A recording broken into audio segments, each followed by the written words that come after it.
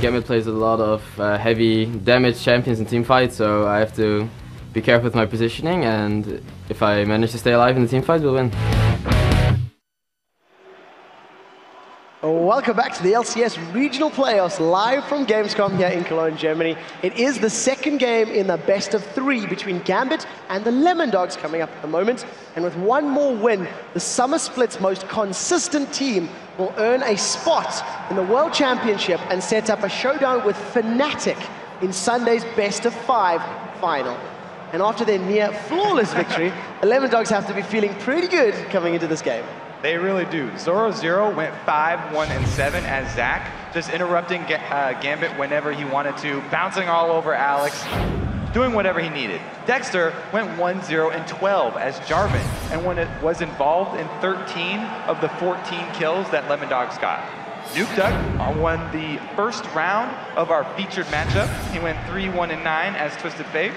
And Alex, on the other hand, was looking for assassinations as Zed, but he got shut down very easily by Zoro Zach and Dexter's Jarvan. So the Lemon Dogs seem to have an answer for absolutely everything that Gambit tried to do, starting all the way from Champion Select.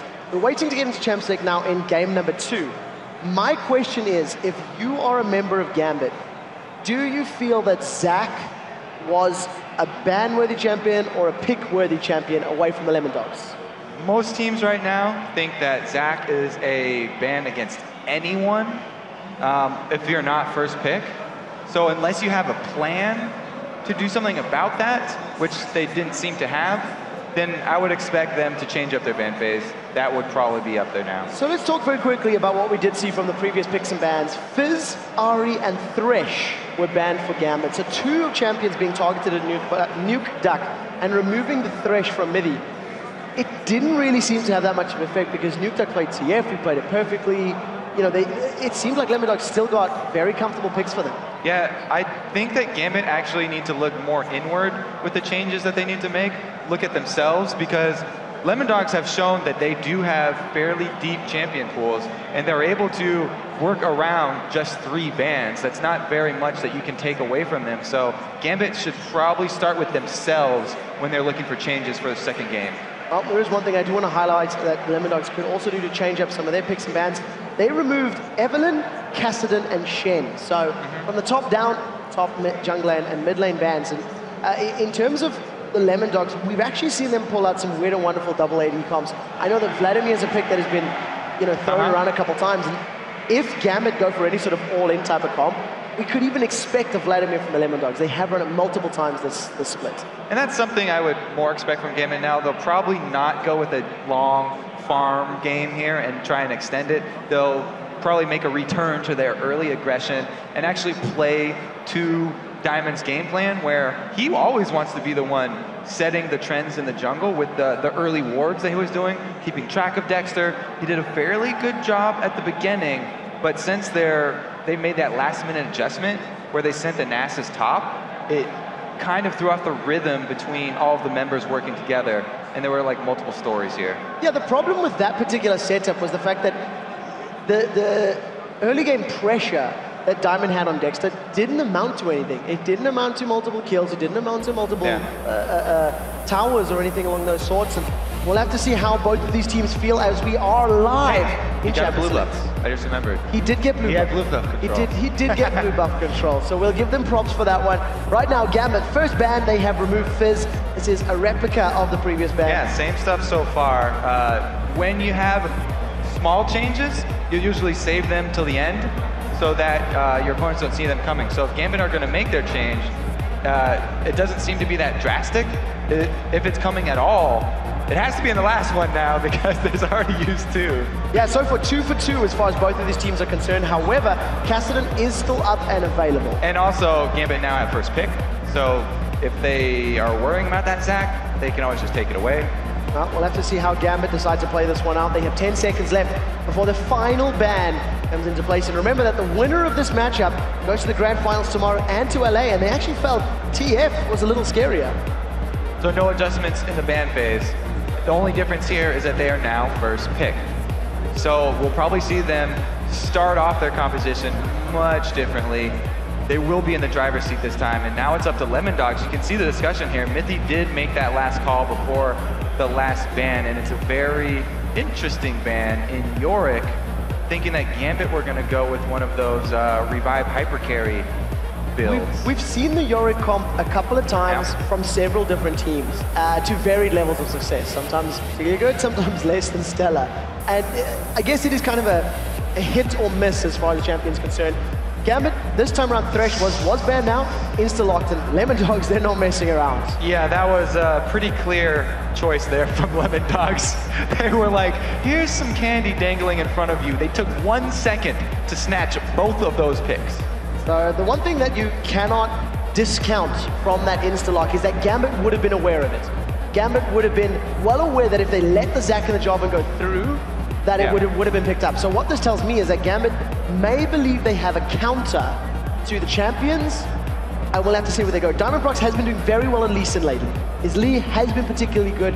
The week 8, week 9, when we've seen a lot of Lees here in EU, everybody was really upping their game with all of the kickbacks and the mobility and the craziness. Oh yeah, well look at the screen. I know. I'm getting excited. But yeah, again, Dexter locking in at Jarvan. Jarvan does not tell your enemies anything about what you're trying to run here. Zac, a tiny bit, but pretty much the same thing. There's so many options still left up for Lemon Dogs. Very powerful picks and very open-ended picks. Jarvan is basically the best all-around jungler. He can work with almost anything that you have. With Orianna taken away, at least that's one thing they can't combo, is the very, very common Cataclysm Shockwave. So the one thing that we are seeing here from Gambit, though, is that Aatrox, with the fact that Diamondprox ran in the previous game, we're still not 100% sure whether that's top lane or whether that's jungle Aatrox. Right, now... We'll have to see where they confirm it. Now I will not place any bets. I will give no 95% odds on this one. Well, it's 50-50, top lane or jungle. Okay. I'm going to be brave enough to say that right now. The Zed pickup, though, they did actually...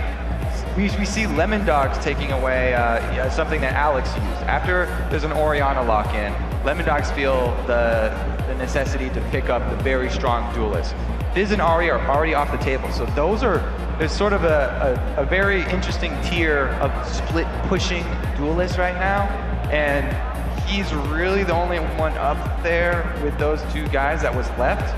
Now it's Lemon Dogs that are really in the driver's seat for that split game, as you know, Shen, Fizz, Ahri, Twisted Fate, all gone. That's so much mobility that's not going to be there for Gambit to try and answer. We'll have to see how well Nukeduck can actually have an impact in this game, because with the exception of maybe Cogmore, there's a lot of shields and revive. You know, the ultimate from Nectar's a lot of HP, the shields from Orianna, you've got a shield from Thresh, you've got a revive from Aatrox. It's going to be particularly difficult to insta-give somebody in one foul swoop, but the pressure's on Nukeduck to make it happen. Gambit are going with just adjustments to their play style, not the types of champions that they're picking.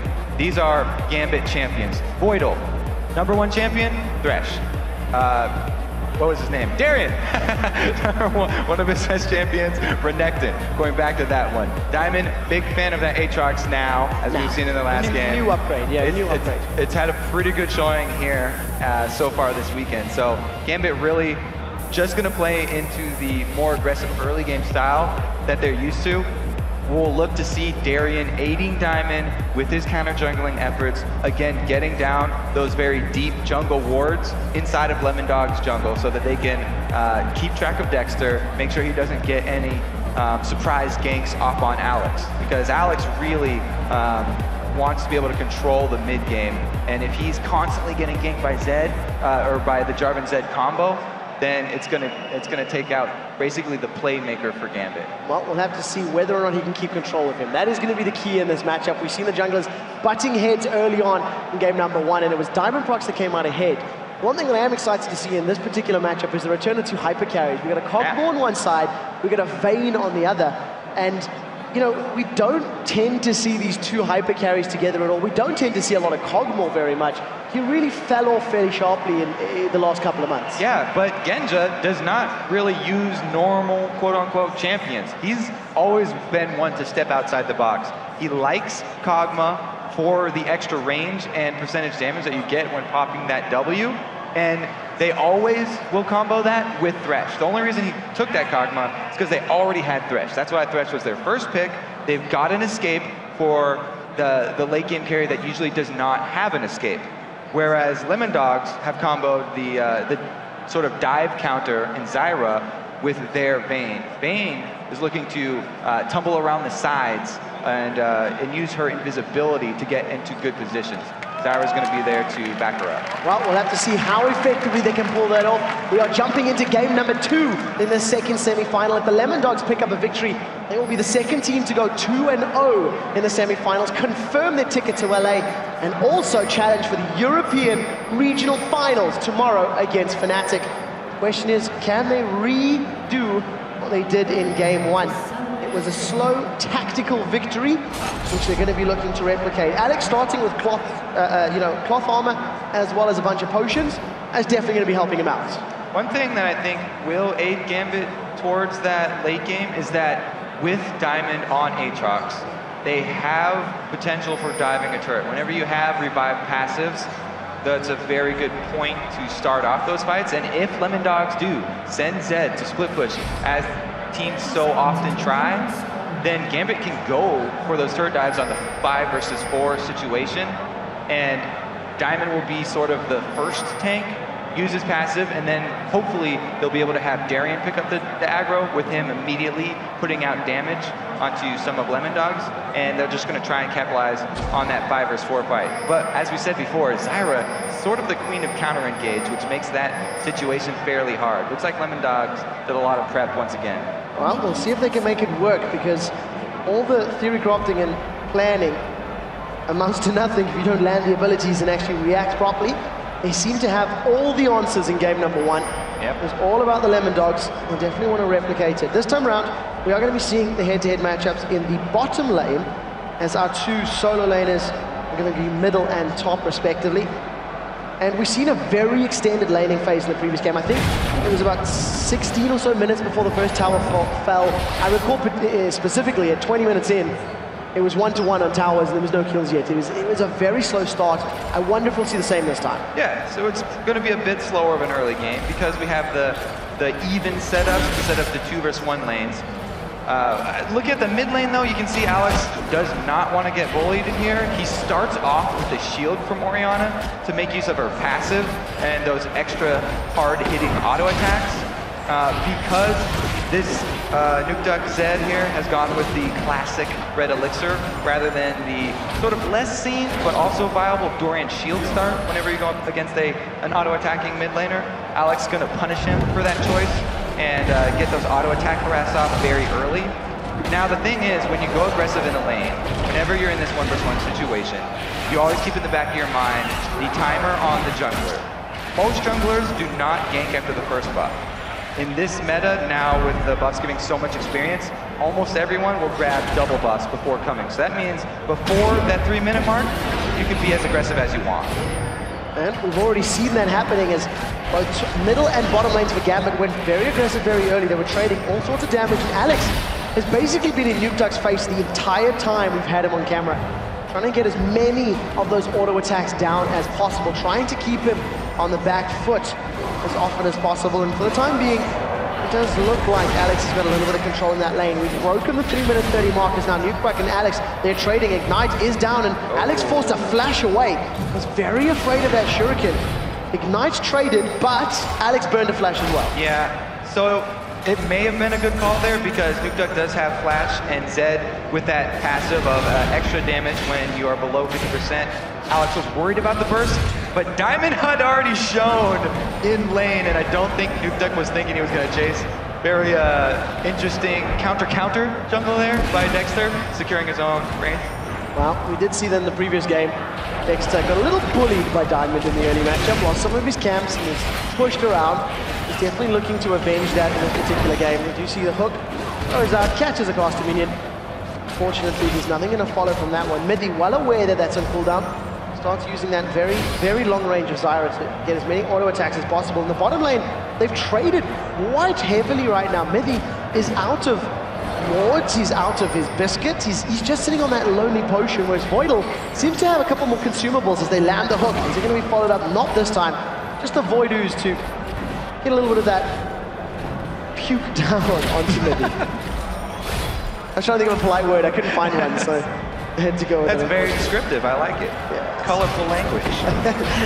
they do. He has a few more consumables, but it's not very telling here. He's gone utility, so he's got that biscuit. He's just got more regen, which will supplement those changes that have gone into Thresh recently, which made him a little bit squishier, reducing his armor and health, making his trades earlier a little bit less effective. But as long as you use your shield effectively, he can still come out ahead in those 2 vs 2 situations. Well, taking a look at these summon spells as we go down, there are 3 ignites per side, no exhaust yet. We'll see whether or not that comes to bite anybody or whether or not it'll help anyone out. You know, there is that Zed in there, there is a Vayne and a Cogmore. Now Diamond Prox does avoid the knockup. The slow did actually come in, and all of a sudden Diamond turns it back on. Nukeduck forced to use that Living Shadow to get out cleanly. It's quite a bit of damage at Diamond Prox. However, that Bloodthirst is going to be able to heal him up quite nicely. Giant chunk right there, and it was basically, you watch the cooldowns of your opponent. It's how you want to do trades. As soon as the combo from Jarvan's down, he is a very ineffective combatant. Without that, he has almost nothing left. So that was why Diamond tried to get something out of the combo, but Zed is so slippery, he was able to get away without blowing anything. And once again, Diamond Prox and Dexter showing the focus and the targeting in this mid lane. Diamond Prox trying to help out Alex as best as possible. Neither jungler managing to get themselves in any sort of advantage. So yeah, this is the same matchup that we talked about at the beginning. There was going to be a lot of focus on the mid lane because both of these teams love to camp for their mid to get that person rolling so that they can roam the map and make plays. Alex for Gambit has always been the one who makes the big flashy plays. Diamond being the secondary initiator there as he runs into Jarvan as well. Everyone's going to be aware of the situation. Good tumble from Tabs, manages to get out of range of the death sentence. Now we do see Diamond Prox trying to get himself in. Dark Passage was thrown down, but Diamond Prox decides not to buy a ticket, decides not to take a ride. And we do see that Mithy and Tabs are able to escape. It does look like they're recalling, so first buy going to come down in favor of Lemon Dogs in that bottom lane. Alas, no initiation here, no action. And we are having that expected slower start to the game that it seemingly both teams have been okay with. This time around, Gambit have a stronger position. Last time, Lemon Dogs really had it all planned out all the way through the 30-minute mark. But Darian and Zora Zero, they're trading damage up in that top lane. Once again, two sort of bruisers. This time 1 AD versus 1 AP, and both of them have got some pretty good sustain tools available, so it's going to be a farm fest, I guess, until any sort of jungle focus comes down. It was interesting in that previous game, we hardly seen any sort of ganks in those solo laners. They were basically just left on a little island to play and trade and fight as best as possible. Darren actually using that Dominus just to follow up the way. A couple ults burned up there. Zora Zero uses his as well. Darian's favorite, one of his favorite top laners is that Renekton because of the potential to bully in lane. Zac already picked though is very, very hard to take out of lane by anyone. Deathmoth almost enough to pick up the kill onto Alexic. He was able to flash away, get the command protect down. Dexter even used the Cataclysm, so a couple of ultimates being thrown down there from Lemon Dogs. Alex, quite casually actually, just walks away from that one, and it worked into his favor. That's a very good job of Alex avoiding that. He had to burn his flash just to get out of the Cataclysm, but besides that, he's fine. The blue buff doing a really good job enabling him to get off enough shields and slows to kite 2 people here. It's going to be up to Diamond to actually answer that aggression. Without the flash, you can see already Alex is very scared, and he actually just lost the large Wraith up there in mid. Nukeduck stealing it away with his shadow. Well, we'll see how well Alex does deal. That's as big as the wins are going to be at this point in the game. Yeah, I got the giant Wraith. Well, previously Dexter was able to secure the giant Wraith. Shockwave comes down. Nukeduck's able to get out of range of that one, I believe. Does use that Living Shadow, and once again, ultimate's traded. This time, however, nothing landed. Genja gets caught out. A shield goes down from Voidal to block some of the damage. And even after being rooted in place, Tabs has got nowhere to condemn the Caterpillar. Does instead turn around. So they continue the farm fest. 69 CS there for Genja's Cogmore. Triple Doran's Blade once again secured. Now another fight breaks out. Massacre comes down from Diamond Prox. He instantly backs away. Deathmark is not available, but they don't know that just yet. Midi, here we go. Ignite ticking, box comes down, Midi has to try and get away. Stranglethorn throws a Voidal into the air. This could be first blood. The Living Artillery secures it from a map away. Genja managing to pick that one up. They do trade supports, however, as Tabs picks up the kill. The Condemned does not manage to come out, and Genja flashes away from the knocker. Both supports going down. First blood, though. Genja with the Living Artillery. Like you said, now Alex is under trouble, though. Deathmark available. The Shadow Slashes come out. There's the Shuriken. A flash forward for Nukeduck, and the Deathmark will pop. Orianna gets dropped. Lemondogs with a 2-1 advantage. There's the lack of flash that we saw was going to make Alex play a bit more cautious. The only reason he actually did not is because he saw Dexter down bottom. Nukeduck, though, taking advantage of his ulti coming back off cooldown before Alex's. Because Alex had just tried to use it in that attempted gank by Diamond, he knew that he could essentially follow up his ulti with that flash auto kill. So, with the exception of Alex being on the scoreboard, both AD carries have a kill. Mid laner for Nukeduck has a kill. However, Alex does have a 20 CS advantage right now, so going to be a little bit closer as far as that gold is concerned. He has been sitting on that Seeker's Arm Guard for a little while, so that's going to at least build him up some more armor and help, well, try to survive Nukeduck's burst. And of course, with that Tear of the Goddess, it's going to eventually become that Seraph's Embrace, which will also help, but we are many, many, many minutes away from that one. All of the laners return once again. Far into the future, where we can see our Seraph's Embrace upgrade even. That's going to be like 20 minutes down with those tier changes. I'm personally seeing team fights. That's what I'm seeing in my future. I'm not going to predict it, but it's what I'm seeing. It's what I'm visualizing. It's what I'm hopeful for. What good is a crystal ball if you don't use it? All right, Lemondog's going to force one. Going to start the Dragon off. They've got some vision. Here come Gambit from the side. Dragon is a little bit low.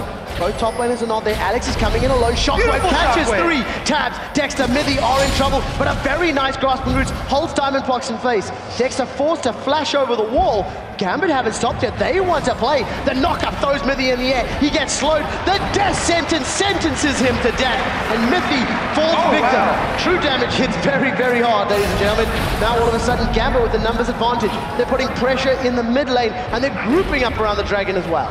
So because of that action down bottom where both supports lost their lives, there was no flash for Mithy to escape this one. I really thought Diamond was going to flash to Dark Flight to follow up on that amazing shockwave from Alex, and he probably thought the same thing. That's why he actually blew his ultimate while Diamond was so far away. But Diamond, very patient, doesn't blow his flash, waits for the single kill there. That's one thing about Aatrox. Yes, he puts out a huge amount of damage early, but a lot of it depends on being very close to his target because it comes from auto attacks and it comes from that E that he will max burst. That's a sort of inverted cone that gets very hard to hit the further away from him you are. I just call it the top half of a triangle, but we'll see how well it is a triangle. Right now, we do see blue buff has respawned. This one is going to be donated over to Alexich. 118 CS on the board. That tier will stack significantly quicker. Sorcerer Shoot in his back pocket. And if he can get some more of those 2- and 3-man shockwaves, that could be what is required. Remember, if everyone gets pulled closer together, the effective power of that knockup from Aatrox just gets amplified so much more. Basically like a shorter range Malphite ulti in many ways. We've been talking about combos all day long here pretty much, and that's a very effective one, but it's so hard to pull off the timing on that. Shockwave into Dark Flight. You have to remember, Dark Flight has 2 circles.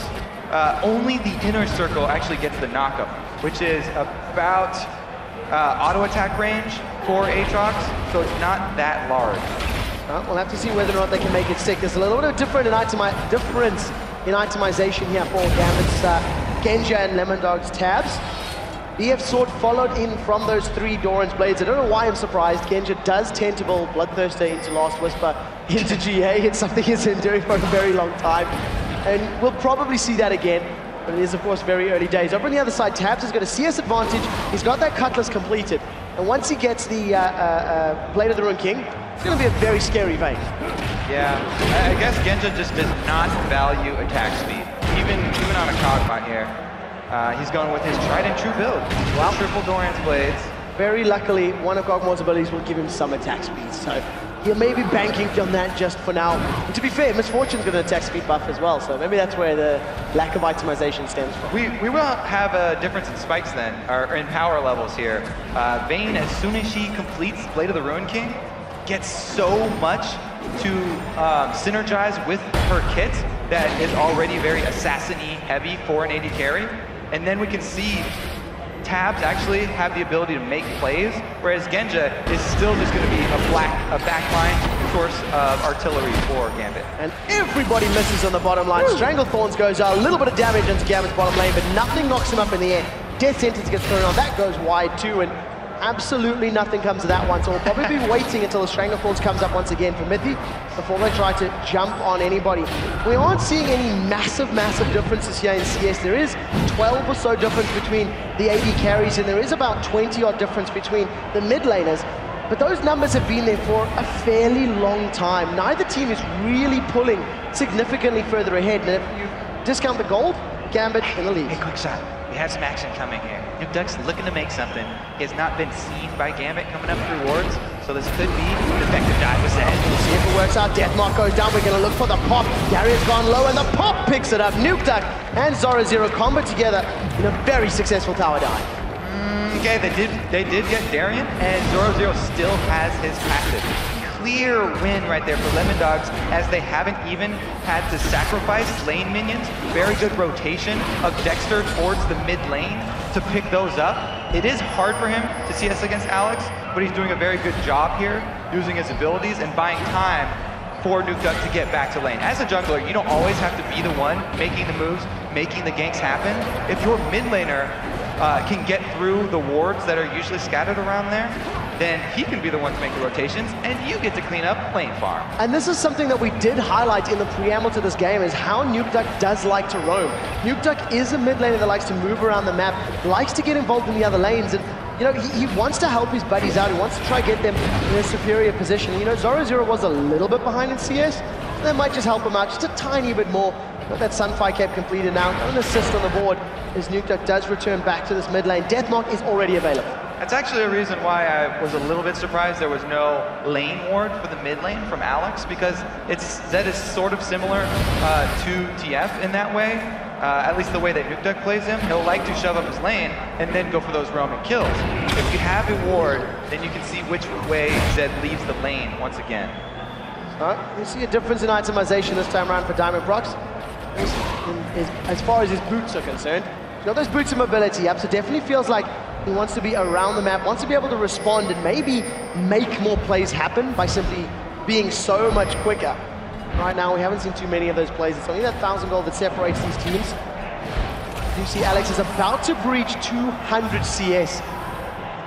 I'm trying to remember who it was. Somebody had 350 CS at 30 minutes, and it might have been Alex yesterday, but I'm testing my brain, and he's definitely doing phenomenal right now on this mid lane Orianna, as far as the CS is concerned, and his Zhonya's Hourglass is completed. Zed is much less of a threat. He will be able to immune the death mark, but he won't be able to cast while he does it. That's the big difference there between the answers and items to Zed's ultimate. You can either Quicksilver Sash off the damage, or Zhonya's herself in place. Now, the other item that people may not even know what it does. Oh, here we go, Shockwave Initiate. They pull Zoro Zero forward, he throws down Let's Bounce. Flash is available if he needs it. He continues to run away. The slow does land. Now that Darian's joined in, this is going to quickly become a 3 versus 3. Nukeduck decides to go onto Alexis. Deathmark is there, the damage will be popping. When Stranglethorns throws up members of Gambit, and Darian is the only man that's knocked in the air. Cataclysm goes down. In the background, we did see Dragon secured there by Dexter, as Alex is still alive. The shield keeps him alive. He picks up a kill. He's traded. Finally, Mithy picks him up. The kills on the board. 1 down for Gambit, 2 down for Lemondogs, but Lemondogs got the drag. Alex, that was a beautiful decision. I would have taken the lane on every time. Alex is a bit more manly, goes in, gets the kill right in that bush. Let's take a look at the replay here, and we'll actually have Fog of War for this one too. So Alex does use his Zhonya's to effectively dodge the damage from the Zed ult plus the knockup, so very nicely used right there. Both supports also zoning the exact same place in that fight, so that's why there's sort of a brawl down bottom, and with Genja not being there, there's more damage being done. There we go! Dexter just sort of walks into that one. There was more damage being done by Lemondogs on the bottom side. That's why there wasn't a follow-up there from Gambit. because Genja had to go the safe way around behind the dragon, whereas Tabs, on that power spike that he got from his Blade of the Ruin King, was too much of a danger for Genja in a 1v1 situation, and Genja has to be on the back line. Well, we do see a difference in itemization here by Genja. He's picked up that Bilgewater Cutlass, he's finished his Berserker's Greaves. We'll have to see as and when those do get upgraded. Still only 1,000 gold separates these two teams. 4-4 in kills. Zoro just walks right past Darien, wards up the river, and then does return. Trading some damage back and forth. Then stretching strike and unstable matter. Trading fairly evenly, but at this point in time, Darien may have a little bit of an advantage. We'll have to see how that pans out. In the bottom lane, Genja, 149 CS to Tabs' 168. The distance is still very, very similar. You see Genja, he wants to pick fights. That's the escape that you were talking about. All of a sudden, a Cogmore has a safe route out as long as that lantern is available. And he was just, that wasn't even a real fight. He was trying to get a trade on here. Yeah, we do have a fight up top though, because Diamond wants to capitalize on Zorozio's passive being down. Let's Bounce was used, there's no flash available. Zorozio continues to try to get away. Slingshot, not gonna be enough. Gambit pick up the 5th kill of the game. Now the Death Sentence catches onto Tabs. There goes the Strangleforce. Voidal is the target. Deathmark has not been used as the attack. Shockwave was used on Tabs. Barriers keeping him alive. Command attack into distance. Is it available? The ball doesn't reach. Tabs 1v1 Alex. A Kafkian surprise not going to be enough as Nukeduck secures 2 quick replies. Great play by Gambit and the Lemon Dogs. Especially Tabs right here. Let's take a look at the replay. This is Alex landing a nice shockwave and the dissonance after to get Tabs down to half. We think he's done, but he's got barrier. And because of that Blade of the Ruin King, beautiful maneuvering around the ball from Alex, able to keep him just out of harm's way from the last command attack.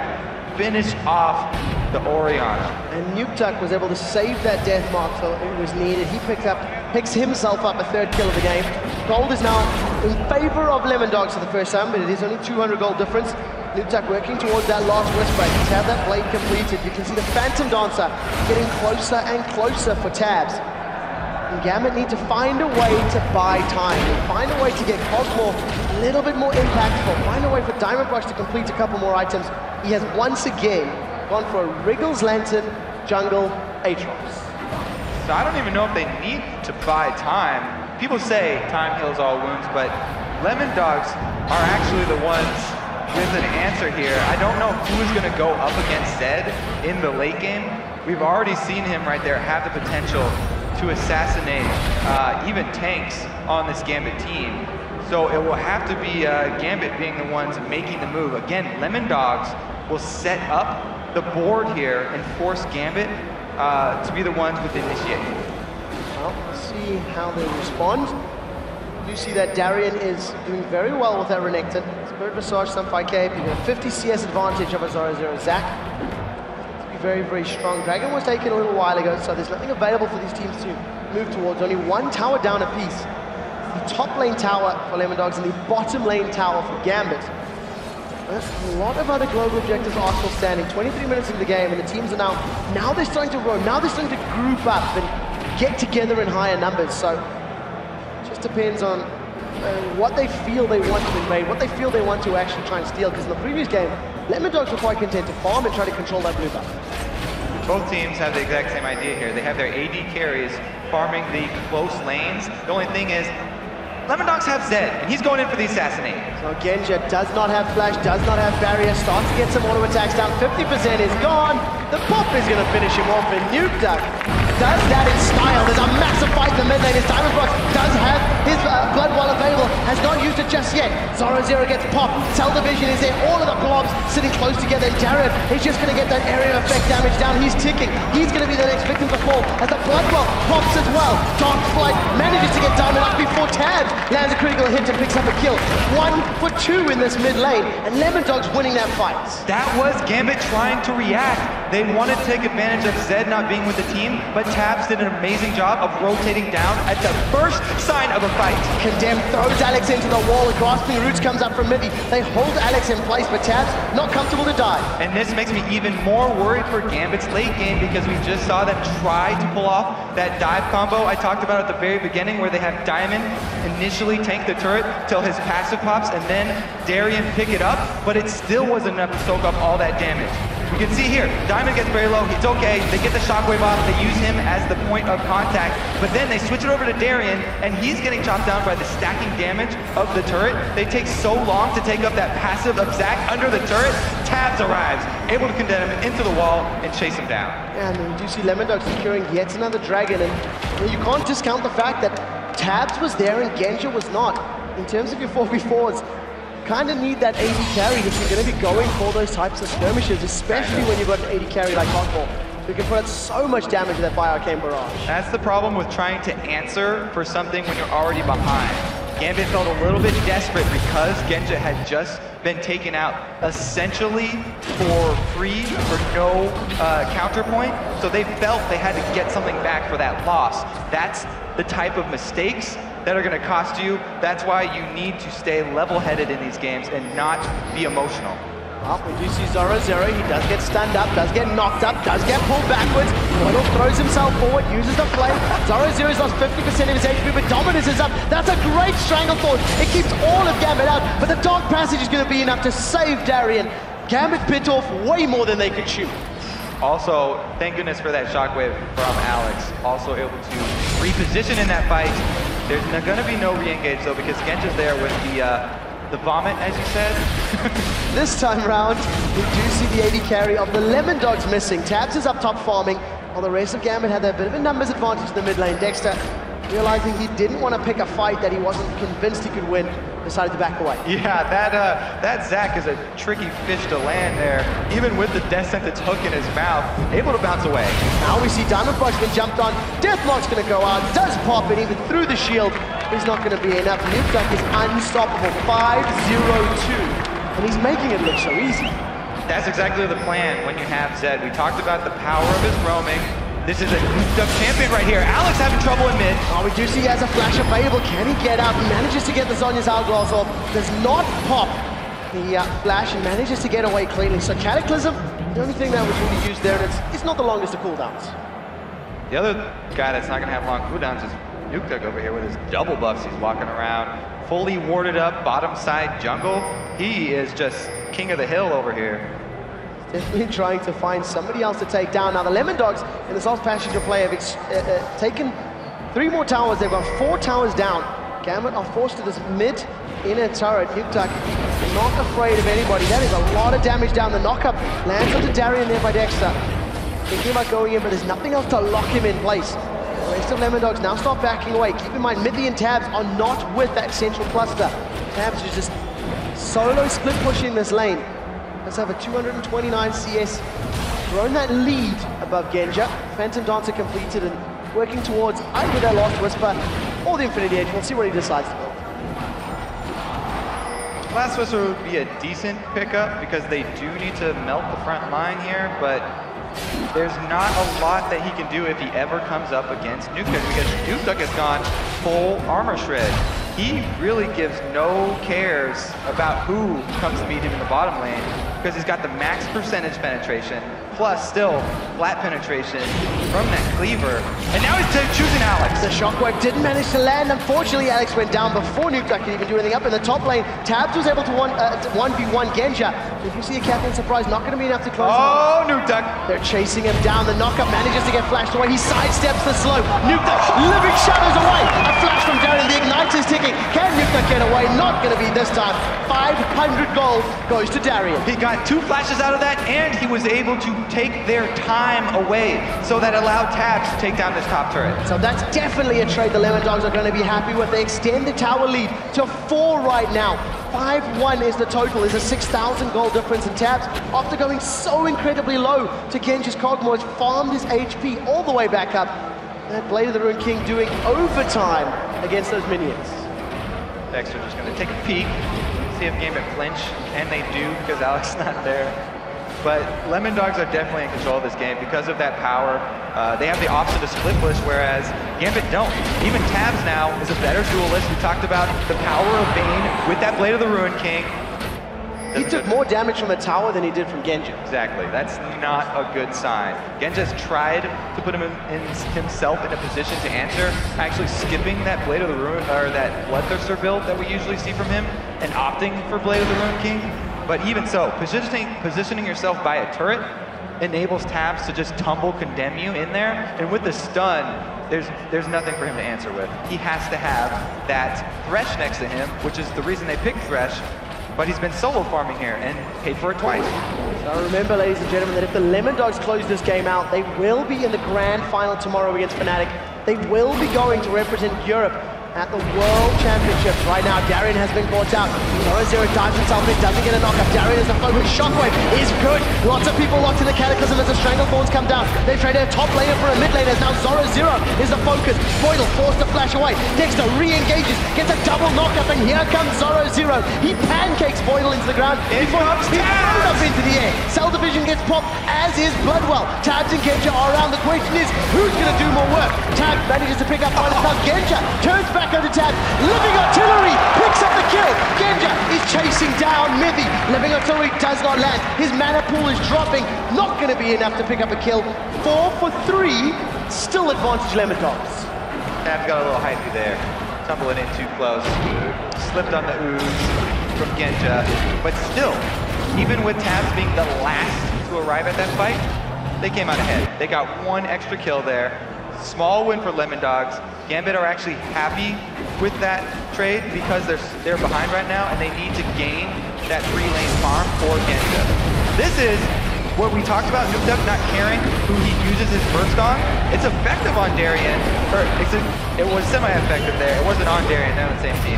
But it put them in the position that they got locked up by Alex's Shockwave, which enabled them to pull off that combo of the Diamond Dark Flight in there. At this point, they think they do have the opportunity to finish it off and chase down for the Cell Division, but that's just because Tabs is not there for the mechanic. Genja was at least able to pick himself up a little bit of extra gold, and that could be a much-needed confidence boost for Gambit. But you see Genja very overextended. He's actually stolen away that blue buff. He's got those little rings running around him, so well played. Unfortunately, that does mean that Lemon Dogs have got positioning on this Dragon, and they should be able to secure this one uncontested. Gambit, nowhere to be seen, unfortunately. Also, when I said Darien, I meant Darien. And he was, of course, the top laner of Gambit. Nuke Duck jumped on him. Now we do see that Seraph's Embrace was completed by Alex Hitch, working himself towards that death cap, and his shockwaves, while they haven't been game-changing, they have still been effective. Yeah. It worked very well. Especially in that last fight. With Zed committing with his ulti, grouped up 2 members of Lemon Dogs at least, and was able to get off a decent shockwave. So we are at the 32-minute point in the game. 51,000 to 46,000, 17 kills to 10. And what this means in Europe is Baron is going to be the next point of call. You can see there is a ring of vision already being littered here by Lemon Dogs. And whether they decide to try it or bait it, this is probably going to be where the next fights happen. You can see both of the teams grouping around. Dexter that starts the fight first. Knock up Diamond once again. Knocked up mid. Jump. Shockwave catches 3 members of Lemon Dogs in the background, but that is a great Stranglethorns. They pin Voidal into the wall, and 0-0 re-engages. Let's bounce is what he yells. Manages to knock up multiple members of Gambit, and this fight is heavily in favor of the Lemon Dogs. They've secured 3 kills as they turn their attention to the mid tower. Oh, Nuke Duck was able to flank around the side and combo Genja. Nothing coming out of Gambit's AD carry in that fight. He just blew up at the very start. Double buff Genja goes down to almost nothing here. Even though there was a beautiful shockwave, without the damage to back it up, they can't continue on. All they get is the true damage from him popping, and then a very easy second engage here. Zach going in, and the rest of Lemon Dogs not letting up. That's going to turn into a Baron. No way Gambit can contest after that. Again, Lemon Dogs, the planning pays off. Genja desperately needs to get his hands on a Quicksilver Sash. He needs to be able to mitigate the damage of that death mark. Even then, it's going to be hard-pressed to survive the amount of burst and damage coming out of Nuke Duck, because those shurikens and slashes, they hit like a truck too. So very, very careful what Genja has to be with his positioning. Rely on the range of that cardboard double. And it wasn't even that much of a mistake there by Voidal. They're counting on, the Dark Passage to save him. But the Lantern was thrown. He even took the Lantern. Too little, too late. All Zed needed was 1 rotation, and he just popped Genja. He's gonna need some sort of defensive item here. Gonna have to be armor-based, or the Quicksilver Sash that just take everything off. Well, the Lemon Dogs feel that armor-based defensive items are important. You can see 2 Randian's Omens are completed already. You can see a Guardian Angel in the hands of Tabs. You have to kill him twice if you want to take him down. He's basically got a damage build already. He's going to be working towards even more damage as this game goes on. Lemon Dogs have extended their gold lead to 8,000 gold. And now with the Baron buff up, they seem to be poising for a siege, but Tabs is continuing to split push. He seems to be the one that they want to funnel all of that farm into. They funneled that farm into him so hard that he got a Guardian Angel before a member of Gambit got a Guardian Angel. That's never a good sign. That has to be some sort of record. We'll have to see how well Gambit can defend, because there's a massive pause button on any of the actions they want to take. Not only are they behind in gold, not only are they behind in everything else, there's a Baroned up team they have to deal with. And I hope they don't pick a fight in open ground. It's something that we have seen a number of times in the summer splits as well. Poor team fight decisions when your entire opponent team has Baron. Gambit are wishing for a reset button here, not even a pause button. They'd love to just start all over, because there's 2 extremely strong solos here. Tabs up top, being able to push by himself, while Nukduk still can do his thing down bottom. They're trying to just pressure all 3 lanes at the same time with this Baron buff, even though they have Zac, who's got an extremely tanky build and can dive turrets. Now, Tabs right there, we've seen him take 1 or 2 auto attacks in a living artillery, and it was actually dropped to half health by Genja. If anybody can hold him in place without Zed killing Genja, that may be what they need to win these team fights. And right now, Lemon Dogs, they don't want to group up. They don't want to run the risk of the shockwave and the knock-up combos landing. Once again, Genja's just trying to trade with Tabs. He seems to be doing okay, but Tabs just farms up the wave, gets his HP back, and Lemon Dogs continue this basically 3 lanes push strat thing. The old 3-lane push strat thing. Yeah, it's more Lemon Dogs. They're a very patient team, and they didn't want to rush anything here, but it looks like they finally made the calculations and decided that Zac is tanky enough. His cell division is available, and he can be the one to start this off. Well, we do see Stranglethorns has been started. Middy's been stunned up. Dexter forced to flash away. Here comes Zoro Zero. He's bouncing in the Cataclysm. That is a great place for all that area of effect damage. Now in the background, Nukduk is going to destroy Genja. Shockwave only really catching Dexter underneath the tower. 2 members of Gambit are down for only the single member of Lemon Dogs. Zhonya's Hourglass isn't going to be enough. Rooted in place, unstable matter. Zoro Zero does get out of it alive. That is a 4-for-1 exchange. This is going to be the inhibitor. The only thing that Gambit were able to answer was killing Nukduk, and that's just because it was at the turret. Gambit were the ones starting that off because they did not have vision of Zoro Zero, and though he didn't start it off, he came out with a very good counter initiation, the slingshot into Let's Bounce, right on top of the front line of Gambit. These death timers are so incredibly long. Lemon Dogs are looking to finish. Zoro Zero tanks up a couple turret hits, decides to back away. They're trying to use the Zyra seedlings to try and tank up the Nexus turret. They get 1. Now there's a minion wave in here. There should be a super minion attached to the next wave. Lemon Dogs decide to play this one safely and back away. Gambit have 1 more lease on life, have 1 potentially more chance to bring this game back. Let's take a look again at this Gambit aggression that starts it off, and it's actually Mithy who makes the call. Gets a very nice Stranglethorns there. Genja, look at him. He's not getting auto attacks here until he flashes out of the Cataclysm, which is when Nukduk goes in for the assassination. He gets Genja, that's all they needed from him. He can die an honorable death now. And the rest of Lemon Dogs are going to be able to clean up Gambit because there's no source of damage from the back line. Alex, with the late Zanyas, not going to be enough. Lemon Dogs are tantalizingly close to securing their spot in LA. Yeah. All they have to do is just push down 1 more turret, 1 more Nexus. And Gambit, potentially not going to be there. If Gambit loses, it's going to be Gambit versus Evil Geniuses in the 3rd place decider. One of those teams won't be we got Darren getting snared up here. Darren has been caught. He does have dominance available. Stuns Dexter. Shockwave only pulling Dexter backwards. Here comes a Stranglethorn. Alexic gets 2-shotted by Tabs. The first victim is going to be a Russian. Is now the Lemon Dogs turning it on to Gambit. They've got 3 kills in the fight. They throw off the Crocodile. 4 members of Gambit are down, and the Lemon Dogs have done it. Dexter is still alive. They're going to win this one. Boydell will have to do some magical work on Thresh here. Lemon Dogs are going to take down Gambit. Gambit 2-0 in a semi-final match here. They finished the regular season in first place. They're going to take out the stalwart of Season 2. And this is something that nobody expected. 66% of you thought that Gambit were going to win it. Lemon Dogs have 2-0 Gambit. Okay, I'm a believer. I understand now why Lemon Dogs is at the top of the EU dog pile. Ladies and gentlemen, there's going to be some sour tastes in the mouths of the Gambit players as they have also fallen victim. The Spring Split champions are once again in the finals tomorrow, and they will be facing a young upstart, one of the newest teams to the league. Fnatic versus Lemon Dogs in the European Regional Final, and it's going to be Gambit versus EG to decide who makes it to Worlds. That will be a very exciting confrontation. Classical, actually. It's a matchup that was finals all of last year. Gambit versus EG was the matchup that you've seen in the grand finals of every tournament during the course of 2012. Those are some very, very stern looks on the side of Gambit right now.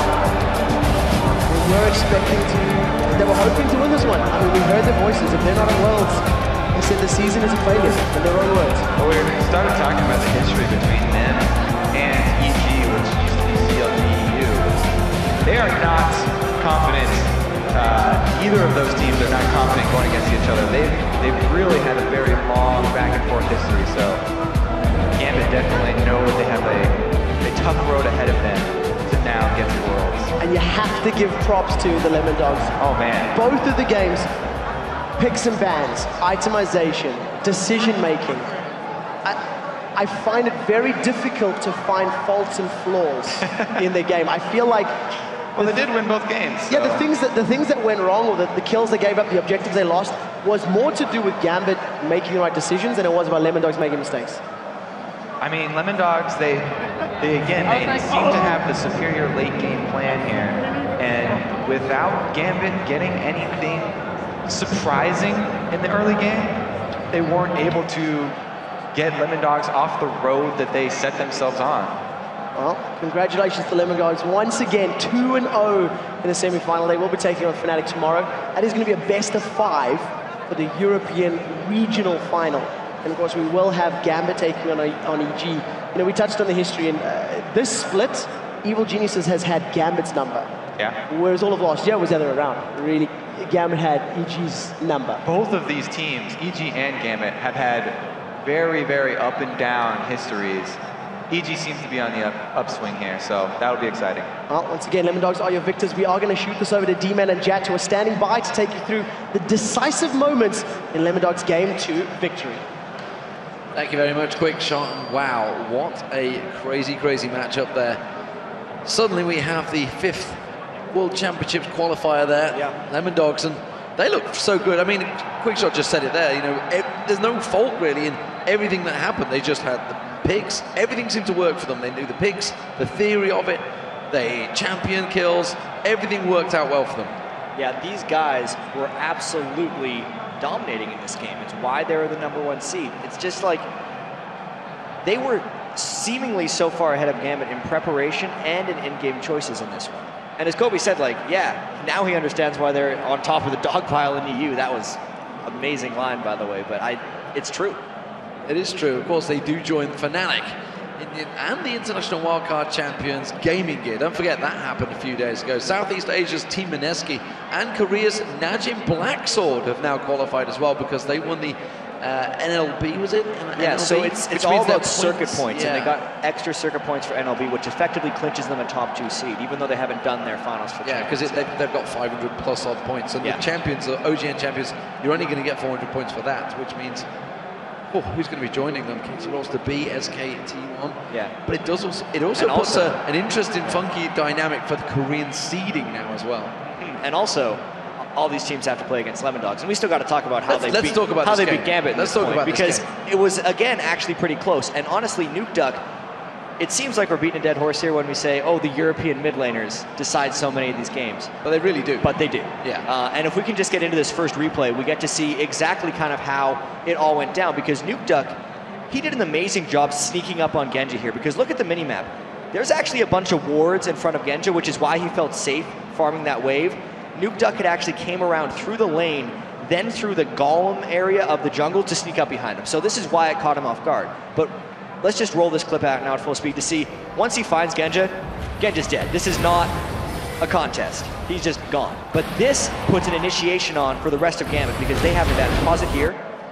It looked like a clean initiation for them because at this moment, they knew Vayne was in the top lane because he's just coming down right now as tabs, and that Nuke Duck was gone. So even though Gambit didn't have Genja, the gold was dead even at this point, by the way. They thought they'd be able to get off this tower dive, and it was a good 4v3 until things went wrong. Let's actually keep rolling this at full speed because they got a nice combo down. They popped the passive of Zac, but here's where they made a mistake.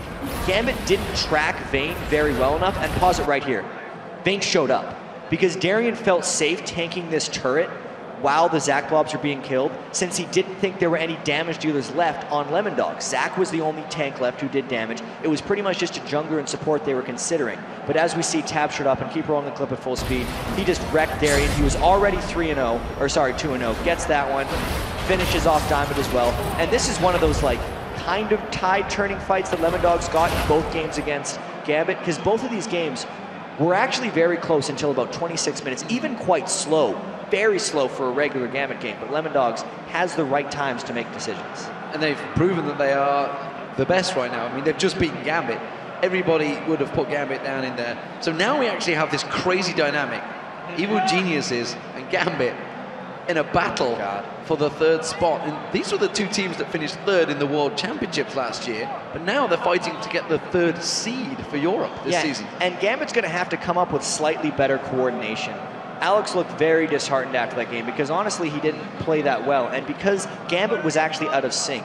And just to not to take anything away from Lemon Dogs, if we get into this next clip, it was a later game team fight where Gambit was not necessarily using their spells properly, because the things we're going to have to track in this one is Genja was trying to scout for Nuke Duck the entire time, because Gambit as a team should have known Nuke Duck has one job here, and it's to assassinate Genja, since Alex has a Zhonya's Hourglass and it's not going to be coming at Orianna.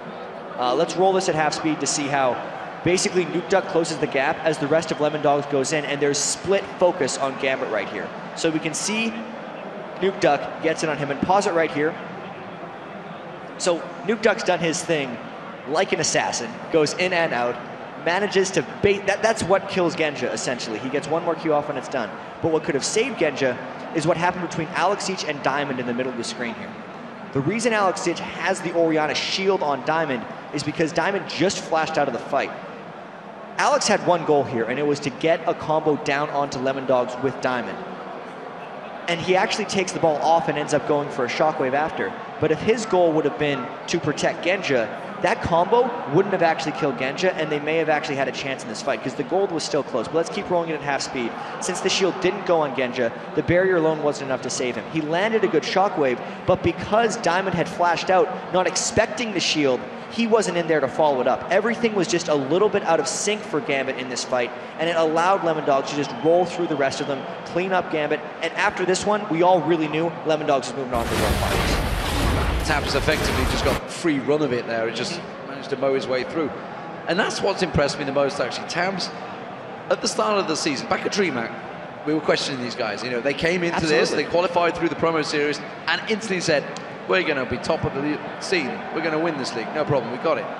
Confidence seems to have shown through. We questioned Tabs to start with. We thought, has he got a short pull in AD carries? This guy used to be a mid laner. I mean, I think all the way back to when they beat Against All Authority in the qualifier, and even myself as a spectator was like, oh, they made it in because Against All Authority imploded. Yeah. It's not because these guys are this amazing team that could 3-0. Maybe they were, because they did that. They made that one replacement for Mithy, who, by the way, can't say enough about him, because that team completely turned it up a notch as soon as they picked him up. It's been very impressive, and it's weird to have them at Worlds in a sense, because it almost feels like they're too new to the scene to kind of handle this, but the mindset they have right now, even before the video, we saw that feature of them saying, oh yeah, you know, we already consider this a success. It didn't show in their play, because it seems like they're still playing. And the one thing that gets me is it was with Mithy, is the fact that last week, Super Week, Lemon Dogs had obviously, they were top, they'd qualified early. Everybody else from Lemon Dogs had gone home. Mithy sat in that player lounge. He was the only person in there on his own and watched all of the games. Just sat and watched. He studies these teams. He knew exactly what he was doing coming into this. Yeah, Mithy seems like that type of player, and it's weird. I'm going to draw like a parallel between NA and EU here. The number 1 seed in NA, Cloud9, 25-3, with Lemon Nation, have a support who basically is kind of seen as the brains of that team, where he has his pick ban sheets. Him and the analyst Alex Penn work together and kind of plan everything, and he's the one who watches it all. The number 1 team in Europe, Lemon Dogs, Mithy's doing a very similar role for these guys. Outside of the game, he contributes so much, as well as his in-game contributions. It's fantastic. So we'll see where the Cloud9 make it. That's going to be next week, of course. All right, guys, we've got to take a short break, but when we return, Shocks will be joined by Lemon Dogs' Nuke Gun to talk about their semi-final sweep. Don't go in there, guys. The European LCS Regional Playoffs live from Gamescom. We'll be right back.